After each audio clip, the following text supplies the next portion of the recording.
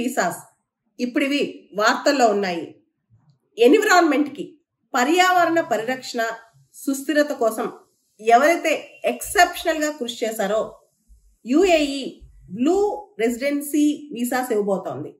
ఈ వీసాస్ 10 సంవత్సరాల పాటు మెరైన్ ఎన్విరాన్మెంట్ కానీ, ల్యాండ్ ఎన్విరాన్మెంట్ కానీ, క్వాలిటీ ఆఫ్ ఎయిర్ కానీ, లేదా సస్టైనబిలిటీ కోసం, సుస్థిర అభివృద్ధి కోసం మోడర్న్ టెక్నాలజీస్ కనిపెట్టిన వాళ్ళు కానీ, ఇలాంటి వ్యక్తులకు స్పెషల్ వీసాస్ అన్నమాట. ఇవే బ్లూ రెసిడెన్సీ వీసాస్. ఈ దిశగా యుఏఈ కింగ్ రూలర్ ఆయన ట్వీట్ చేశారు. 2024 is the year of sustainability. 2024 అనేది సుస్థిరాభివృద్ధికి సంబంధించిన సంవత్సరం. కాబట్టి ఈ సంవత్సరం మేము బ్లూ రెసిడెన్సీ వీసాస్ ప్రొవైడ్ చేస్తున్నాము. 10 years పాటు ఈ వీసాస్ ఇస్తారు. యుఏఈ డెవలప్మెంట్, ముఖ్యంగా దుబాయ్ లాంటి అక్కడ ఉన్న ప్లేసెస్ డెవలప్మెంట్ అంతా కూడా ఎకనమిక్ డెవలప్మెంట్, ఎన్విరాన్మెంటల్ ప్రొటెక్షన్ ఈ రెండు కూడా హ్యాండ్ ఇన్ హ్యాండ్ వెళ్తాయి. అంటే ఆర్థిక సుస్థిరత, పర్యావరణ సుస్థిరత ఈ రెండు కూడా సమతుల్యం పాటించాలి. అప్పుడే యుఏఈ ఇంకా ముందుకెళ్తాను నమ్మినందుకు గాను వీళ్ళు బ్లూ రెసిడెన్సీ వీసాస్ అనే కాన్సెప్ట్ తీసుకొచ్చారనమాట.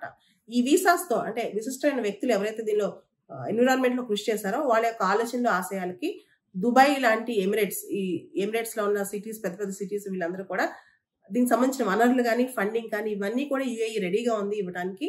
కాబట్టి అలాంటి వాళ్ళ ఆలోచనలు, ఆశయాలు మాకు పనికొస్తే ఇవన్నీ కూడా మనం ఎన్విరాన్మెంటల్ ప్రొటెక్షన్ కోసం కూడా మేము చర్యలు తీసుకున్నామని చెప్పి యుఏఈ నిన్న ప్రకటించడం జరిగింది.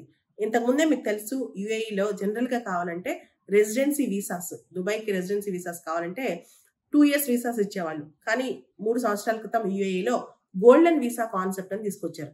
ఎవరైతే ఎంటర్ప్రినర్స్ ఉంటారో, ఇన్వెస్టర్స్ ఉంటారో, సైంటిస్టులు ఉంటారో, కొంత యంగ్ అచీవర్స్, కొంత కంట్రిబ్యూట్ చేసిన వాళ్ళు ఉంటారో వాళ్ళ కోసం గోల్డెన్ వీసాస్ అనమాట. 10 సంవత్సరాల వరకు ఈ వీసాస్ ఇస్తారు.